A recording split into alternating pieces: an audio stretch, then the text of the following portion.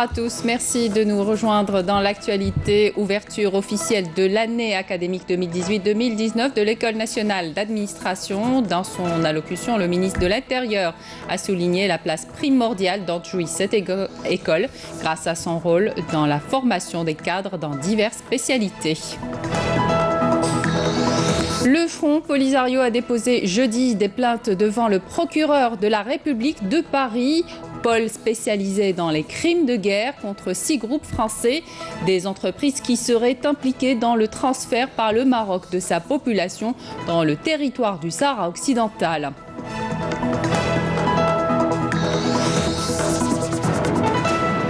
Signature d'une convention cadre entre le ministère de la Communication et le ministère du Tourisme et de l'Artisanat. Objectif: renforcer la coordination et la concertation entre ces deux secteurs.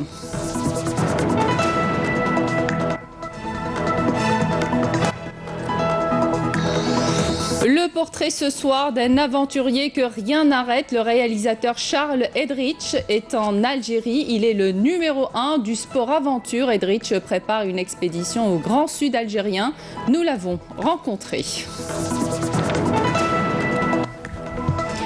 Bienvenue à tous. Lancement officiel de l'année académique de l'École nationale de l'administration. Moulay Ahmed Madari, en présence du ministre de l'Intérieur et de plusieurs membres du gouvernement. Lors de son intervention, Nordine Bedoui a mis l'accent sur les progrès accomplis par l'administration algérienne. Il a rappelé aussi l'importance d'une modernisation continue des services de l'administration. Kamel Swig.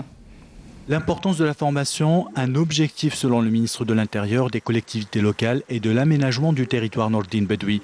L'École nationale de l'administration est un incubateur de compétences selon le ministre, d'où la nécessité de se libérer des contraintes bureaucratiques et intégrer les solutions numériques dans la gestion de l'administration.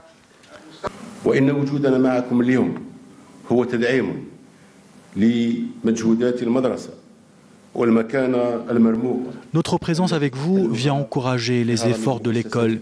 Cette école qui évolue et intègre dans sa stratégie les mutations que connaît l'administration algérienne. En parlant de l'administration, je vous rappelle que celle-ci a connu des réformes structurelles grâce aux directives du président de la République, Abdelaziz Bouteflika, qui a placé le citoyen au cœur de toutes les décisions avec 2 objectifs.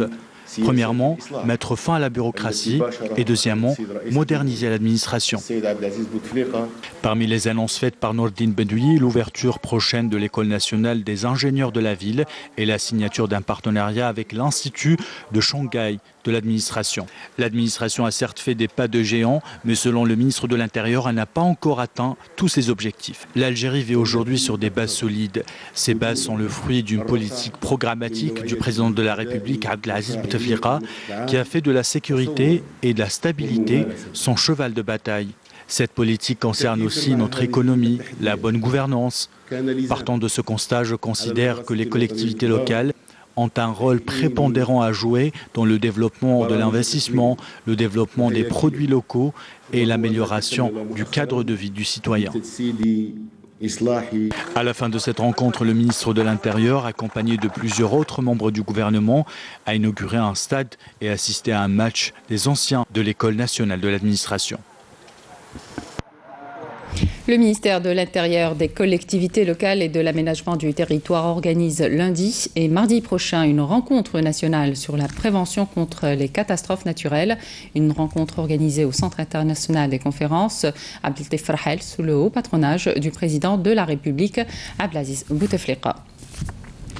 Signature d'une convention cadre entre le ministère de la Communication et le ministère du Tourisme et de l'Artisanat. Objectif: renforcer la coordination et la concertation entre les deux secteurs pour la promotion de la destination Algérie et faire connaître son héritage et patrimoine en artisanat. Cette convention intervient à la veille de la célébration de la Journée nationale de la presse. Amel Bouarba.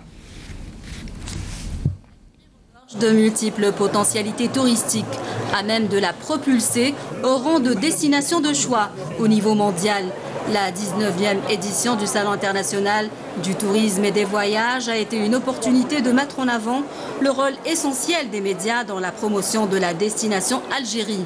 Cette convention entre dans le cadre de la coordination du travail gouvernemental entre les secteurs du tourisme, un secteur ô combien important. et le secteur de la communication. Dans le texte, dans le fond, il permettra aux journalistes de contribuer à l'effort de vulgarisation et de valorisation du patrimoine touristique national et pas seulement, dans ses différents volets, dans ses différentes facettes, dans toute sa richesse, dans toute sa profondeur. Et dans le cadre de ce travail qui est appelé à être un travail de haut niveau, la Convention stipule que les journalistes seront pris en charge dans le cadre de leur mission par le ministère du Tourisme afin qu'ils puissent bénéficier des conditions adéquates, de tout souci matériel pour pouvoir travailler sereinement et à l'aise. Cet accord est venu au moment opportun, au moment où nous avons pratiquement fait des grands pas en matière de réalisation, fait de grands pas en matière de stabilité, fait de grands pas en matière de sécurité de ce pays, faire de grands pas en matière nous devons faire des pas supplémentaires pour vendre l'image du pays, encourager les jeunes Algériens d'aller vers leur pays, le pays continent, encourager les jeunes et les familles algériennes pour visiter leur pays et aller dans tous les horizons et créer ce rêve algérien pour les jeunes et pour les étrangers. On doit leur dire que nous sommes là et que l'Algérie est de retour, l'Algérie touristique est de retour. Ainsi, à la faveur de la convention signée entre le ministère de la Communication et celui du Tourisme et de l'Artisanat, les journalistes partenaires incontournables seront pris en charge dans le cadre de leur travail. Objectif, leur permettre d'accomplir pleinement leur mission pour faire connaître les atouts touristiques incommensurables de l'Algérie et sa diversité multiculturelle. Et justement, bientôt les vacances d'hiver et si vous n'avez pas encore pensé à une destination, on vous suggère ce soir les stations thermales, mieux encore avec des prix promotionnels que proposent certaines stations qui étaient d'ailleurs présentes au CITEV pour attirer de plus en plus de curistes. Des formules attrayantes ont été affichées et des conventions ont été signées. Objectif faire connaître les atouts de notre Algérie. Mouna Nawel Hamouti. Profiter des bienfaits des eaux thermales avec des promenades touristiques propices à la détente cet hiver, c'est ce que proposent bon nombre d'agences de voyage participant au Salon international du tourisme et des voyages. Des formules attrayantes et des prix compétitifs sont proposés pour des séjours en station thermale, des destinations qui connaissent un engouement particulier ces dernières années. L'an dernier, on voulait réserver à Hammam Rira pour la fin de l'année et tous les hôtels de la région ont affiché complet. À titre personnel, on a été dans les cures thermales. C'est très intéressant, c'est reposant et je trouve que ça se développe énormément. Les gens sont très intéressés pour des cures. Point de vue santé, c'est encore mieux. Le stress de la vie, déjà, les gens prennent un peu de repos. À l'occasion de ce salon, une convention a été signée entre l'Office national du tourisme, la compagnie Tassili Airlines et le groupe hôtellerie, tourisme et thermalisme. Objectif, trouver des formules intéressantes au profit des vacanciers et promouvoir la destination Algérie. Nous allons pratiquer des prix promotionnels, par exemple pour un séjour d'une semaine. Au niveau de la station thermale de Bouhnifia pour 2 personnes en demi-pension, soit compris, c'est 19 000 dinars. Des prestations de services améliorées avec des prix concurrentiels, des offres alléchantes pour les visiteurs qui souhaitent allier tourisme et santé. Certaines agences prévoient de prolonger le délai des promotions jusqu'au mois d'avril. Le Grand Sud qui n'attire pas uniquement des curistes ou des touristes, le réalisateur Charles Edrich, le numéro 1 du sport aventure, prépare une expédition au Grand Sud algérien. Il est en ce moment en repérage. Lamia Bedbouda l'a rencontré au CITEV. Reportage. Plusieurs animations et conférences sont au menu de cette 19e édition qui avait pour thème l'Algérie, terre de paix et d'hospitalité.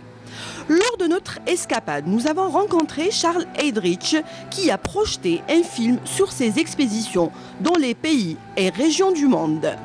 Il présentera aussi son projet d'expédition dans le Grand Sud algérien. Ici, il est en repérage.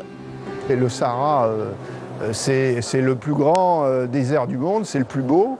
Et puis l'Algérie, c'est la partie c'est une partie très importante du Sahara. Donc il n'y a pas de discussion possible. Le Sahara, c'est le plus beau désert du monde. Et d'ailleurs, quand on parle du Dakar, vous savez que le Dakar aujourd'hui, depuis quelques années, il se déroule en Amérique du Sud. Donc moi je connais bien, c'est beau, mais quand vous avez des anciens qui ont fait le Dakar, qui passaient donc par l'Algérie, par Tamanrasset, et qui partaient après dans le sud, vous savez que les gens aujourd'hui ont la larme à l'œil, tous, en disant mais là c'était quelque chose d'extraordinaire. L'Algérie, c'est 1622 km de côte, des montagnes couvertes de forêts, des villes prestigieuses, des sites archéologiques, des zones humides et un Sahara féerique qui n'a pas fini de dévoiler toute sa beauté. Tout autre chose à présent, une rencontre d'évaluation a regroupé le ministre de l'Habitat, de l'Urbanisme et de la Ville, Abdelwahid Tamar, avec les directeurs du secteur des différentes wilayas du pays. Plusieurs questions liées au programme de relogement ont été abordées, à savoir le lancement de programmes de logement et les projets en voie de construction. Le ministre a par ailleurs insisté sur l'importance du respect du délai de livraison des projets afin de les livrer à leurs bénéficiaires dans les plus brefs délais. Au plan sécuritaire, un communiqué du ministère de la Défense nationale nous informe qu'un détachement de l'armée nationale populaire a arrêté hier à Boumerdès 3 éléments de soutien au groupe terroriste. Par ailleurs, un détachement de l'ANP a appréhendé à Tamanrasset 6 contrebandiers, saisi 2 marteaux-piqueurs de groupes électrogènes et 2 motocyclettes. De leur côté, des éléments de la gendarmerie nationale ont intercepté un narcotrafiquant en possession de 1,5 kg de kiff traité à Tlemcen. D'autre part, des éléments de la gendarmerie nationale ont saisi lors de 2 opérations distinctes menées à Mila et Soukharas 224 grammes d'or et 12 380 unités de produits pyrotechniques. Sécurité routière. À présent, 7 personnes sont mortes et 3 autres ont été blessées durant les dernières 48 heures dans des accidents de la circulation survenus dans plusieurs régions du pays, selon un bilan établi ce samedi par les services de la protection civile. Pour plus de sécurité sur nos routes et une conduite conforme, la gendarmerie nationale de la wilaya d'Alger a organisé une campagne de sensibilisation visant cette fois les motocyclettes. Nassima Idloul.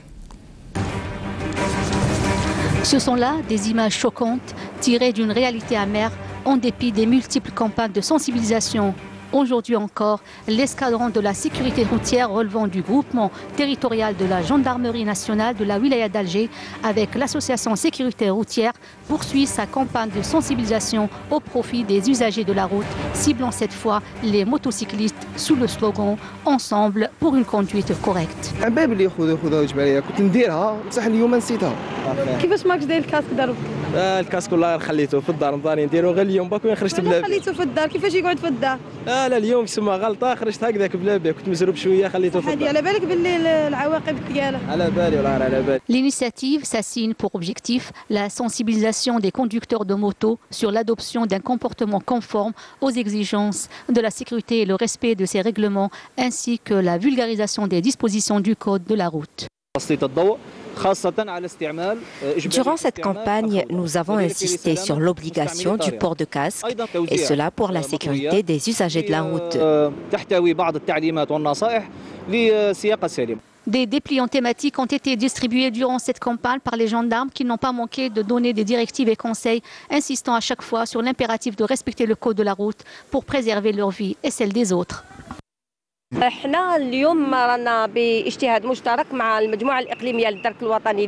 Nous œuvrons en étroite collaboration avec le groupement territorial de la gendarmerie nationale de la wilaya d'Alger. Notre rôle consiste à sensibiliser les motocyclistes qui ignorent l'importance du port du casque. Si la campagne constitue une occasion pour sensibiliser les usagers de la route à être plus vigilants, toutefois l'élément humain demeure la cause principale de son désastre en l'absence du civisme. Et puis, les éléments de la sûreté de la wilaya de Tlemcen ont procédé dernièrement à la saisie de 18 kg de kiff traité à Marnia et arrêté 6 individus. L'opération a été menée par des éléments de la brigade de recherche et intervention. L'enquête préliminaire a permis d'identifier 3 autres individus liés à cette affaire et arrêtés à Marnia, ainsi que la saisie d'un motocycle. Les investigations se poursuivent toujours et les 6 individus arrêtés seront déférés ultérieurement devant la justice. Le Front Polisario passe à l'action judiciaire. Il a déposé jeudi des plaintes devant le procureur de la République de Paris, pôle spécialisé pour les crimes de guerre, contre 6 groupes français. Ces entreprises seraient impliquées dans le transfert par le Maroc de sa population dans le territoire du Sahara occidental. La correspondance de Afaf Blouchette. L'exploitation illégale des richesses de notre peuple ne restera pas impunie. C'est le premier message adressé par la direction du Front Polisario à l'occasion du colloque international autour de la souveraineté sur les ressources naturelles et application du droit international au Sahara occidental, qui a réuni société civile, experts internationaux, élus, parlementaires et organismes de soutien à la lutte du peuple sahraoui pour l'autodétermination. C'est très important qu'il y ait un débat sur cette question et que notamment que dans un pays comme la France, où il y a des sociétés qui sont impliquées dans le pillage des ressources naturelles du Sahara occidental. Nous avons entrepris des actions déjà contre certaines et aujourd'hui nous avons annoncé également que pour certaines banques et compagnies d'assurance qui sont présentes sur le sol du Sahara occidental et par conséquent consacrent l'occupation, contribuent à l'occupation, renforcent l'occupation coloniale du Sahara occidental par le Maroc. Les entreprises en question sont la BNP Paribas, Société Générale, Crédit Agricole, le groupe AXA Assurance, la compagnie aérienne Transavia et le groupe UCPA, organisateur de séjours sportifs. Elles sont accusées de crimes de colonisation et transfert de population dans une zone occupée, une action appelée à se multiplier et à s'élargir à d'autres entreprises européennes. Chacun mesure et va pouvoir, dans le cadre d'un plan de travail, dans le cadre d'un plan d'action, et moi je serai dedans dans ce plan d'action, interpeller soit les sièges de sociétés à Paris, soit localement les petites entreprises en Bretagne, en Normandie, dans différentes régions de France, en disant voilà, ce que vous faites, le type de commerce que vous faites est illégal. Et donc ça c'est le premier impact. Le deuxième impact c'est de continuer à faire pression sur les autorités européennes, sur les États qui composent l'Union européenne, pour qu'ils respectent les décisions de leur cour de justice européenne. Et c'est pas gagné ça, parce qu'on a des États qui contestent, et notamment mon pays. En effet, cette démarche a été rendue possible grâce à la décision de la Cour de justice européenne qui a statué la distinction entre les deux territoires, marocains et sahraouis, plaçant les accords signés avec le Maroc au sujet des ressources sahraouies dans l'illégalité. Une décision de justice que la Commission européenne tente de détourner d'après les intervenants. Nous assistons de la part de certains pays européens et principalement de la France et de l'Espagne de manœuvres de contournement de ces conclusions de la Cour de justice de l'Union européenne qui risquent de dénaturer les conclusions juridiques émises par les magistrats de la Cour de justice et qui tentent aujourd'hui, encore une fois, à perpétuer la spoliation et la prédation des ressources naturelles du Sahara occidental par le Maroc. Le droit international a parlé, et sauf que le droit aujourd'hui n'est pas respecté. Donc il est important que les travaux, les juristes, les politiques, les associations puissent se mobiliser afin de faire respecter le droit international et faire connaître cette juste cause qui est le droit du peuple sahraoui à l'autodétermination. Cet arrêt, en fin de compte, c'est une contribution à la paix. C'est une contribution à la stabilité de la région maghrébine, mais aussi faire justice au peuple du Sahara occidental qui a souffert pendant longtemps. Pour rappel, la 4e commission de l'ONU chargée des questions politiques spécialisées de décolonisation vient d'adopter une résolution sur le Sahara occidental, réaffirmant le droit inaliénable du peuple sahraoui à l'autodétermination. L'actualité à l'étranger à présent, en bref, signé Camélia Mlel. Plus de 60 civils ont trouvé la mort dans les frappes portées par la coalition américaine sur la province syrienne d'Deir ez-Zor, a rapporté ce samedi l'agence syrienne Sana. Les élections législatives en Afghanistan se tenaient dans le chaos ce samedi, entachées par plusieurs attaques menées par des hommes armés. Les multiples attaques à la roquette ou avec des engins explosifs ont fait au moins 9 morts et 123 blessés.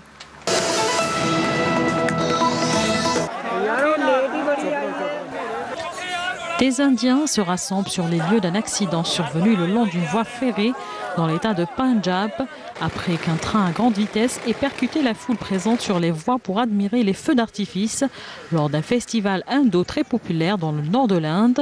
L'accident a fait au moins 61 morts et 70 blessés, selon un nouveau bilan de la police.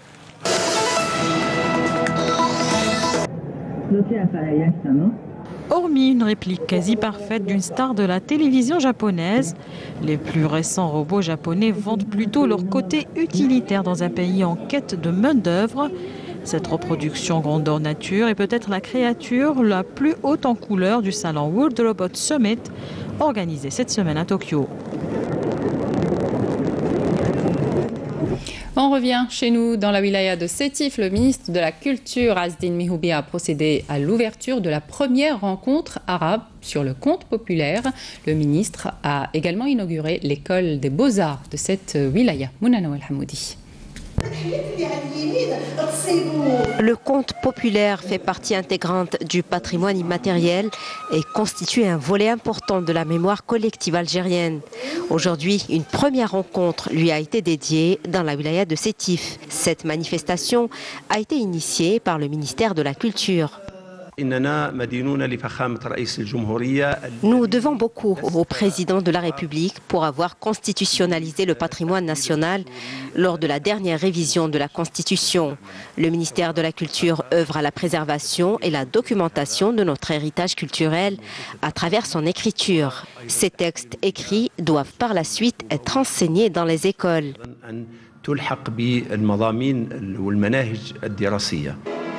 Lors de sa visite, le ministre de la Culture a procédé à l'inauguration de la première école des beaux-arts dans cette wilaya.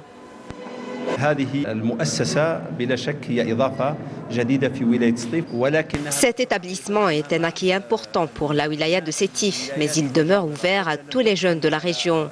L'État a assuré tous les moyens dans l'objectif de former des étudiants de haut niveau, car il ne s'agit pas seulement de remettre des diplômes, mais plutôt de former des étudiants compétents dans les différents domaines de l'art.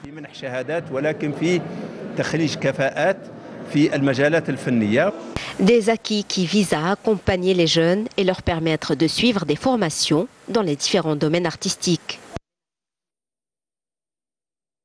L'organisation nationale à la veille de la célébration de la journée nationale de la presse ce 22 octobre, l'Organisation nationale des journalistes sportifs algériens a rendu hommage à titre posthume à la mémoire du défunt journaliste Abdelzardi Abdou Serwani en présence du ministre de la Communication Jamal Kawen, de la famille de la presse ainsi que la famille du défunt.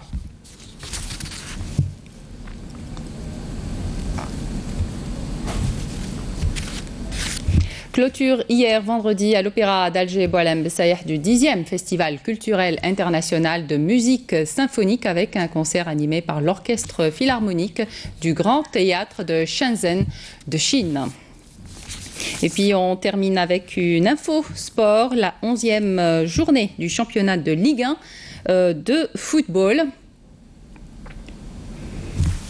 Alors donc voici les résultats. Le CS Constantine et l'Olympique de Médéa, un match qui s'est terminé à 0-0. Et puis le CAB Bodbarerij et le MC Alger, 1-0.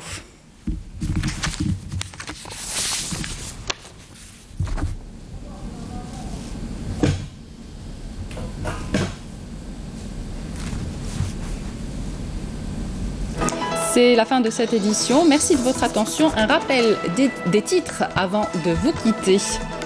Ouverture officielle de l'année 2018-2019 de l'École nationale d'administration. Dans son allocution, le ministre de l'Intérieur a souligné la place primordiale dont jouit cette école grâce à son rôle dans la formation des cadres dans diverses spécialités.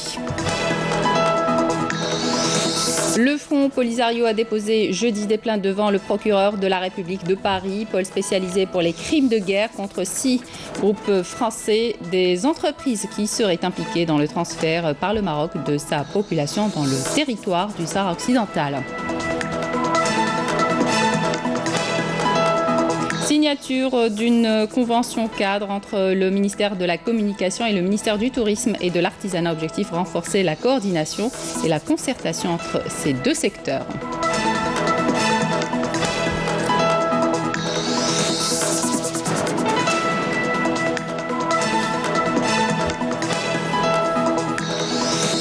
Et Et puis on a suivi ce soir le portrait d'un aventurier que rien n'arrête. Le réalisateur Charles Edrich est en Algérie. Il est le numéro 1 du sport aventure. Edrich prépare une expédition au Grand Sud algérien. Nous l'avons rencontré. Fin de l'édition. Merci de votre attention. Vous pouvez toujours nous suivre sur les liens qui s'affichent sur votre petit écran. Excellente suite de programme sur Canal Algérie.